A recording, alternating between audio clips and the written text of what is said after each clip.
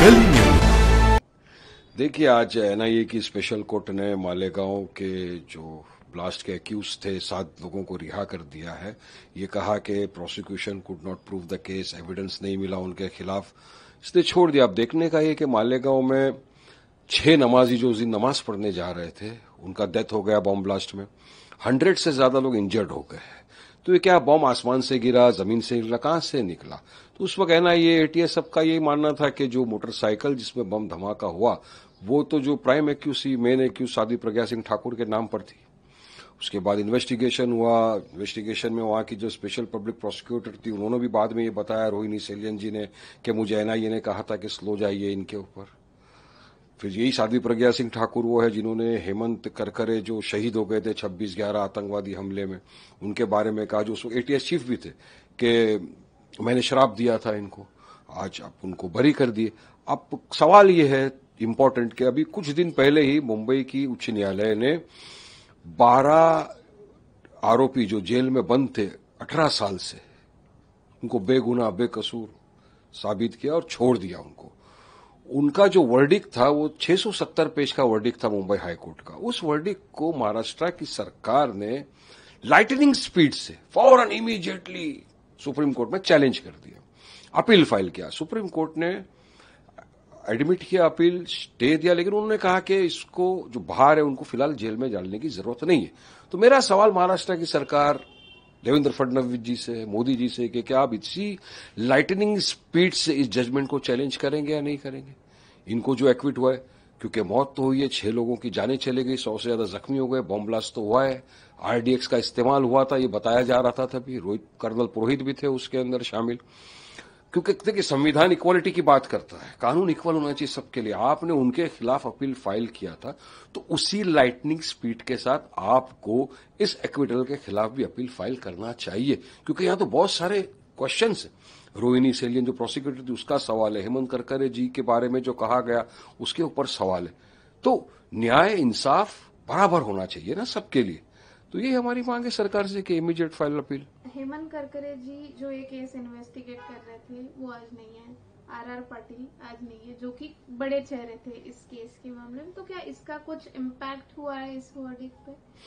देखिए, वर्डिक्ट का इम्पैक्ट क्या हुआ है वो तो पूरा डिटेल रीजनिंग जो हाईकोर्ट ने, जो एनआईए की स्पेशल कोर्ट ने दिया उसको पढ़ना पड़ेगा। लेकिन जो उन्होंने ऊपर से कहा है कि ये जो प्रोसिक्यूशन फेल हुआ, एविडेंस प्रूव नहीं कर सका, तो अब उसके खिलाफ भी कार्रवाई तो होनी चाहिए ना, अकाउंटेबिलिटी तो फिक्स होना चाहिए।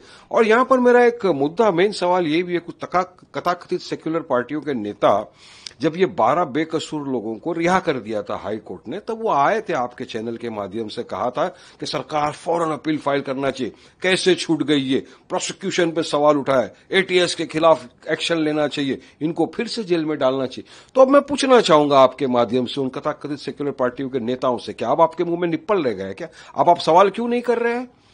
क्यों नहीं कर रहे कि इनको भी डालो जेल के अंदर, जल्दी से अपील फाइल करो?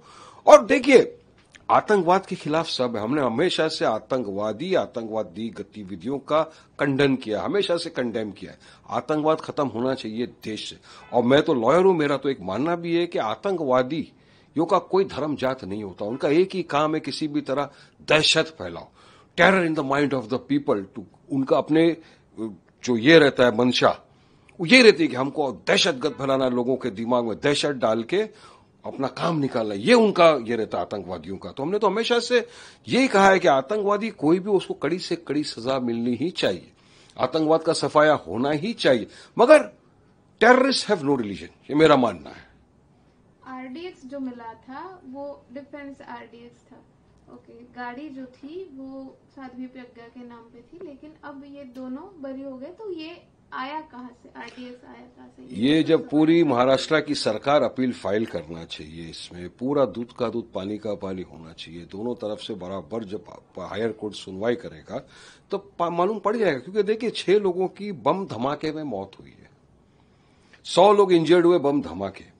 मोटरसाइकिल जो जिसमें धमाका हुआ था, वो बताया ये जा रहा था कि वो साध्वी प्रज्ञा सिंह ठाकुर के नाम पे, वही साध्वी जिसको बीजेपी ने मेंबर ऑफ पार्लियामेंट बना दिया, तो एमपी बन गए थे, जिन्होंने हमारे शहीद बहादुर सिपाही हेमंत करकरे जी के बारे में इतने बात कही थी कि मैंने उनको श्राप दिया था।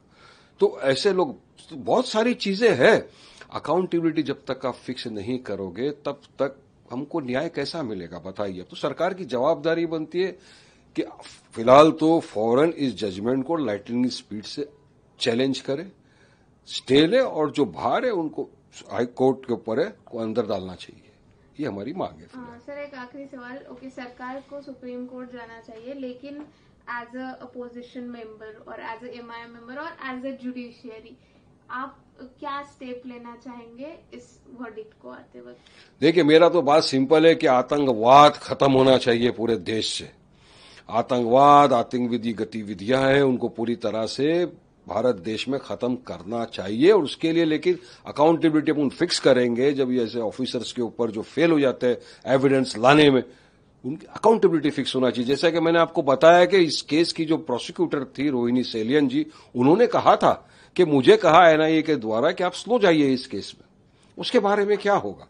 तो ये क्यों हो रहा है, ये धमाके कौन कर रहा है, क्यों कर रहा है, क्या मंशा है, कहां से आरडीएक्स आ रहा है, कौन ला रहा है, ये तमाम चीज की जब तक प्रॉपर रीत से इंक्वायरी नहीं होगी तब तक हम आतंकवाद को कैसा रोकेंगे, कैसा टेररिज्म को हम खत्म करेंगे। तो सरकार उचित स्टेप लेकर जड़ तक जाओ, कहां से आया था ये आरडीएक्स मालेगांव ब्लास्ट में, मालूम करो। मोटरसाइकिल में हुआ था ब्लास्ट, किसके नाम पे थी। तो तमाम चीजें जो है ये सरकार को पूरी तरह से सीरियस होकर, देखो संविधान क्या बोलता है, इक्वालिटी, इक्वालिटी की बात करता है। आप कानून कायदा सबके लिए इक्वल है। एक केस में आप लाइटनिंग स्पीड के साथ जो सुप्रीम कोर्ट में गए तो आपको दिखाना चाहिए कि उसी लाइटनिंग स्पीड के साथ आप इस केस के अंदर भी अपील फाइल करोगे और मैटर के अंदर स्टे लेके आओगे। और जो बाहर है उनके खिलाफ आपको अपील करना चाहिए कि उनकी बेल कैंसिल करके जेल में डाला जाए। साथ ही प्रज्ञा सिंह ठाकुर बेल पर बाहर थी, मेरिट्स पे नहीं, मेडिकल ग्राउंड के ऊपर उनको बेल मिला हुआ था। तो अब देखना, जब 6 लोगों की जान चले गई, 100 लोग इंजर्ड हो गए, कैसे हुए। मेरा तो सवाल आज भी यही है, कब पता चलेगा धमाका कैसा हुआ था, कब न्याय मिलेगा उन लोगों के परिवार वालों को जो नमाज पढ़ने गए थे उस दिन, कब न्याय मिलेगा उनको। तो हमारा सरकार से सवाल है और हमारी मांग है कि सरकार इमीडिएटली इस केस के खिलाफ अपील फाइल करे, इस एक्यूटल के खिलाफ, और जो कसूरवार है उसको पूरी तरह सजा मिलना ही चाहिए इस केस में। Thank you sir.